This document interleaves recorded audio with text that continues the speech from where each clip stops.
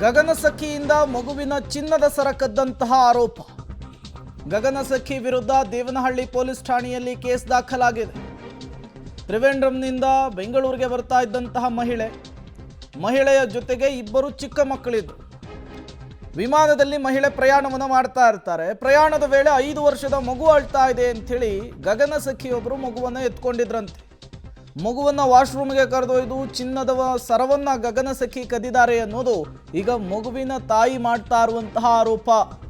ಇದೇ ವಿಚಾರಕ್ಕೆ ಸಂಬಂಧಪಟ್ಟಂತೆ ಪೊಲೀಸ್ ಠಾಣೆಯ ಮೆಟ್ಟಿಲನ್ನು ಕೂಡ ಏರಿದ್ದಾರೆ, ದೂರನ್ನು ಕೂಡ ಕೊಡ್ಲಿಕ್ಕೆ ಮುಂದಾಗಿದ್ದಾರೆ. ಮತ್ತಷ್ಟು ಡೀಟೇಲ್ಸ್ ಅನ್ನು ಕೊಡ್ತಾರೆ ಮುದುಕೃಷ್ಣ, ದೂರವಾಣಿ ಸಂಪರ್ಕದಲ್ಲಿ ಜಾಯಿನ್ ಆಗಿದ್ದಾರೆ. ಮುದುಕೃಷ್ಣ, ಗಗನಸಖಿಯೊಬ್ಬರು ಚಿನ್ನದ ಸರವನ್ನ ಕದ್ದಂತಹ ಆರೋಪ, ದೂರು ಕೂಡ ದಾಖಲಾಗಿದೆ ಪೊಲೀಸ್ ಠಾಣೆಯಲ್ಲಿ. ಏನಿದೆ ದೂರಿನಲ್ಲಿ? ಆ ಮಹಿಳೆ ಯಾರು, ಗಗನಸಖಿ ಯಾರು ಅನ್ನೋದೇನಾದ್ರೂ ಗೊತ್ತಾಗಿದೆಯಾ, ಹೇಗೆ ಅಂತ?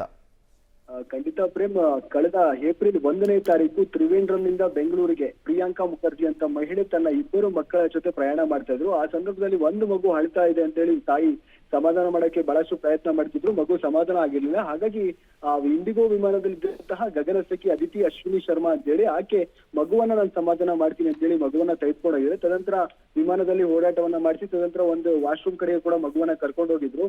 ತದನಂತರ ಮಗುವನ್ನ ತಂದು ನಮ್ಮ ಕೈಗೆ ಕೊಟ್ಟರು. ಅದಾದ್ಮೇಲೆ ನಾವು ನೋಡ್ತೀವಿ ಮಗುವಿನ ಕುತ್ತಿಗೆಯಲ್ಲಿದ್ದಂತ ಒಂದು ಚಿನ್ನದ ಸರ ಕಾಣಿಸ್ತಾ ಇರ್ಲಿಲ್ಲ. ಹಾಗಾಗಿ ನಮ್ಗೆ ಆಕೆಯ ಮೇಲೆ ಅನುಮಾನ ಇದೆ ಅಂತೇಳಿ ಇವತ್ತು ಬೆಂಗಳೂರು ಕೆಂಪೇಗೌಡ ಇಂಟರ್ನ್ಯಾಷನಲ್ ಏರ್ಪೋರ್ಟ್ ನ ಪೊಲೀಸ್ ಠಾಣೆಯಲ್ಲಿ ಈಗ ಆಕೆಯ ವಿರುದ್ಧ ದೂರನ್ನ ದಾಖಲಿಸಿರುವಂತದ್ದು. ಈಗಾಗಲೇ ಆಕೆಯ ವಿರುದ್ಧ FIR ದಾಖಲಾಗಿದೆ. ಹಾಗಾಗಿ ಈಗ ಆಕೆಯನ್ನ ಪೊಲೀಸರು ಕರೆಸಿ ವಿಚಾರಣೆ ಮಾಡುವಂತ ಕೆಲಸಕ್ಕೆ ಮುಂದಾಗಿರುವಂತದ್ದು. ಪ್ರೇಮ್. ಓಕೆ, ಥ್ಯಾಂಕ್ ಯು ಮುದುಕೃಷ್ಣ ತಮ್ಮೆಲ್ಲ ಮಾಹಿತಿಗಾಗಿ.